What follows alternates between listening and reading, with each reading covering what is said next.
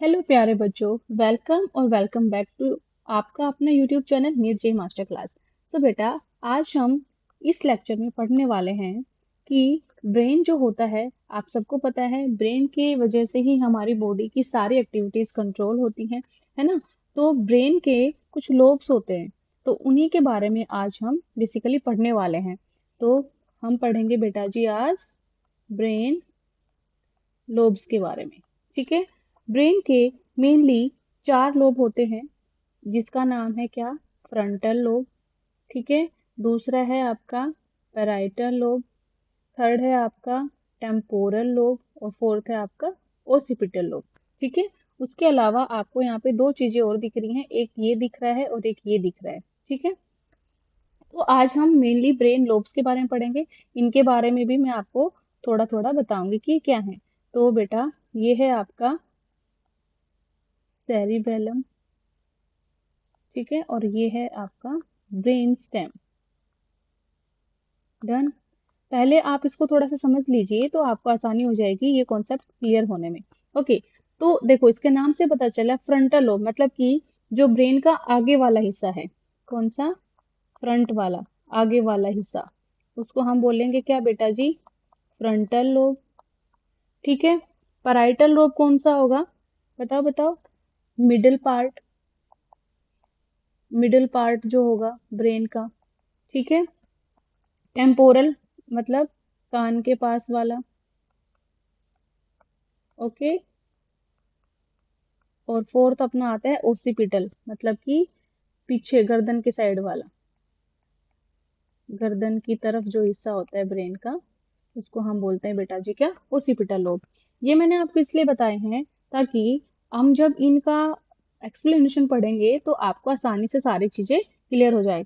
अब चलते हैं हम स्लाइड में थोड़ा ऊपर की तरफ, जहाँ पे मैंने ऑलरेडी बहुत सारी चीजें लिख ली हैं, ताकि वीडियो लेक्चर लिखने में बड़ा ना हो, बस मैं आपको ये अंडरस्टैंड करवा पाऊँ। तो देखिए, हम मैंने यहाँ पे एक रफ जो स्केच है ब्रेन का वो ड्रॉ कर लिया है। ठीक है। आप इसको डायग्राम को इग्नोर करना, क्योंकि जो ओसिपिटल लोब है वो मैंने थोड़ा सा टेढ़ा होना था तो थोड़ा सा नीचे आ जाता। ठीक है। तो लोब्स ऑफ ब्रेन है। ठीक है। तो यहाँ पे कौन सा पार्ट है? पहला फ्रंटल लोब के बारे में हम बात कर रहे हैं। तो फ्रंटल पार्ट ये है ब्रेन का आगे वाला हिस्सा, जिसके काम क्या होते हैं? डिसीजन मेकिंग में, मतलब कि जो भी आप डिसीजन लेते हो उसके मेकिंग में ये काम करता है। प्रॉब्लम सॉल्विंग में काम करता है। जो भी हम घूम फिर पाते हैं मूवमेंट में ये काम करता है। और ये काम करता है इमोशंस एंड पर्सनैलिटी के अंदर भी, कि हम सैड होते हैं, हम खुश होते हैं, उसमें भी ये हेल्प करता है। और ये प्लानिंग प्लॉटिंग हम करते हैं, उसमें हमारा कौन हेल्प करता है? Frontal lobe. तो आपको याद रखना है कि दिमाग का आगे वाला हिस्सा जो माथे की तरफ है, वो कौन सा है? फ्रंटल लोब है। वो सारे काम करेगा, जैसे प्रॉब्लम सॉल्विंग, डिसीजन मेकिंग, और आपके जो भी इमोशंस हैं उन सबको कंट्रोल करेगा। ठीक है। इसके बारे में बेटा, अगर मैं फन फैक्ट की बात बताऊं तो हम इसमें क्या आता है फ्रंटल लोब में, कि this lobe helps you think before you act, मतलब कि जो आप कुछ करने वाले होते हैं ना, उससे पहले ही ये लोब जो है आपका थिंक कर लेता है। तो ये है आपके फ्रंटल लोब के बारे में। दूसरा बेटा हम पढ़ते हैं कौन सा? Parietal lobe.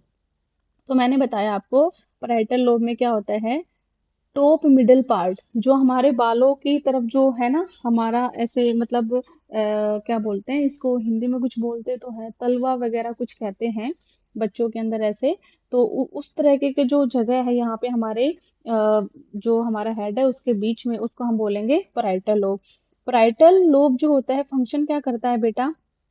ये टच और सेंसेशन में हेल्प करता है। जब हमें कोई टच करता है, हमें डर लगता है ना, तो उन सब चीजों को कौन सेंस करता है? आपका पैराइटल लोब। ओके। मैथ को समझने के लिए भी कौन काम करता है? पैराइटल लोब काम करता है। ठीक है। और लैंग्वेज को समझने में कौन हेल्प करता है? Parietal lobe.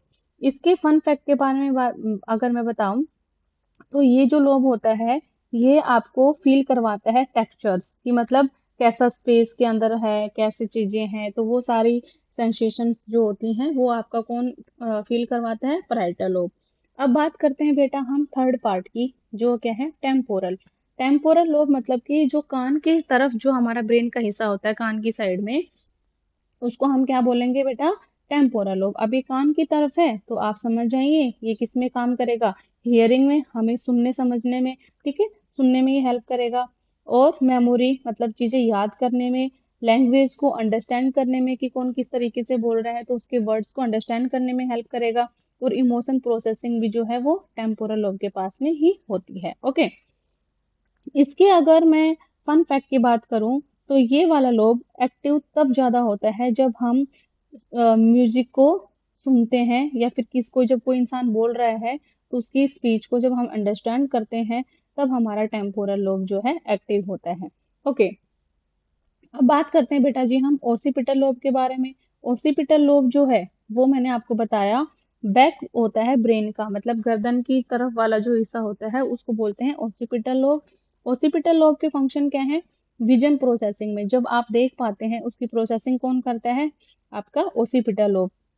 जितने भी कलर्स को हम पहचान पाते हैं, शेप्स को पहचान पाते हैं और मूवमेंट हमारी बॉडी की हो पाती है, वो किसकी वजह से होती है बेटा जी, ओसिपिटल लोब के बारे में होती है। ठीक है, अब देखो ओसिपिटल लोब के बारे में भी एक फन फैक्ट है, यहाँ पे मैंने लिख दिए हैं वो आपको दिखाऊंगी कि ये जो लोब है वो हेल्प करता है क्या, आपके आसपास की चीजें जो आप देख पाते हैं, है ना, तो आप बोल सकते हो कि जो विजुअल सेंटर होता है ब्रेन का वो कौन होता है, आपका ओसिपिटल लोब होता है। तो ये जो है एक लीफ जैसा स्ट्रक्चर जहाँ पे बना है इसको हम बोलते हैं क्या बेटा, सेरिबेलम। ठीक है, और सेरिबेलम का काम क्या है, ये मेजर रोल प्ले करते हैं किसमें, बैलेंसिंग में और वॉलंटरी मोटर स्किल्स के अंदर। ये वाला जो हिस्सा है आपका ये क्या है, ब्रेन स्टेम है। ब्रेन स्टेम क्या करती है, ये अलाउ करती है transfer of formation between brain and body. Brain तो यहाँ है और इसके नीचे वाला गर्दन से जो है नीचे हमारी बॉडी स्टार्ट हो जाती है, तो उनके बीच में जो बातें पहुंचाते हैं वो कौन पहुंचाते हैं, ब्रेन स्टेम काम करती है। ब्रेन स्टेम का एक और काम होता है, ये ऑटोमेटिक फंक्शन में हेल्प करती है, मतलब कि हमारी हार्ट बीट और ब्रीथिंग, हम नॉन स्टॉप ब्रीदिंग करते रहते हैं और नॉन स्टॉप ही हमारा हार्ट बीट जो है काम करता रहता है हमारा हार्ट। तो ये था बेटा आपका all about lobes of brain. इसके बारे में डिटेल में जब मैं लेक्चर करवाऊंगी तब आपको समझाऊंगी, तो आप चाहें तो इनके स्क्रीनशॉट्स ले सकते हैं। देख लीजिए मैंने सारा आपको समझा दिया है। ठीक है, तो बेटा जी आप लोगों को ये लेक्चर कैसा लगा कमेंट करके जरूर बताना, और मैडम का लेक्चर अच्छा लगा है तो कमेंट में मेरे लिए हार्ट बना देना। थैंक यू सो मच बच्चों, अगले वीडियो लेक्चर में मिलेंगे, तब तक के लिए वीडियो को लाइक कर देना, कमेंट करना, और आपको किस किस टॉपिक पे आपको वीडियो चाहिए वो मुझे कमेंट करके जरूर बताना ताकि मैं आपकी प्रॉब्लम्स को जल्दी से